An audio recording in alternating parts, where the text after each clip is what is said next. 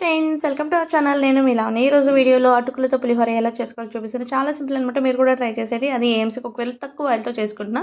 చూడండి, తెల్లగడ్డలు, కరివేపాకు, టమాటా, పచ్చిమిర్చి, ఎండుమిర్చి, ఆనియన్స్ కట్ చేసుకోవాలి. ఇక్కడ పల్లీలు, మినప్పప్పు, అలాగే శనగపప్పు పెట్టుకోవాలి.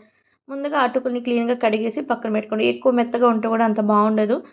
మనం తిరగబాత వేసేటప్పుడు అటుకులను కడుక్కోవాలన్నమాట. ఇలా కడిగేసి పక్కన పెట్టేసుకోవాలి. ఇప్పుడు ఏఎంసీ పాట్ పెట్టేసుకోవాలి. తక్కువ ఆయిల్తో చేసుకోవచ్చు. హెల్త్ కూడా చాలా మంచిదన్నమాట ఏఎంసీ పాట్స్. ఏమైనా డీటెయిల్స్ కావాలంటే స్క్రీన్ పై నెంబర్ ఇస్తే కాంటాక్ట్ అవ్వండి. ఫుల్ డీటెయిల్స్ అనేది తెలుసుకోండి. చూడండి, ఇందులో కొంచెం ఆయిల్, ఆవాలు, కరివేపాకు, అలాగే కొంచెం జీలకర్ర, పప్పు దినుసులు ఇందులో వేసేసుకొని ఆనియన్, పచ్చిమిర్చి వేసేసుకొని ఎండుమిర్చి కూడా కొంచెం ఫ్రై అవ్వనివ్వండి. ఇది ఫ్రై అయిన తర్వాత టమాటో కూడా యాడ్ చేసేసుకోవాలి. ఇది కొంచెం బాగా ఫ్రై అవ్వాలి.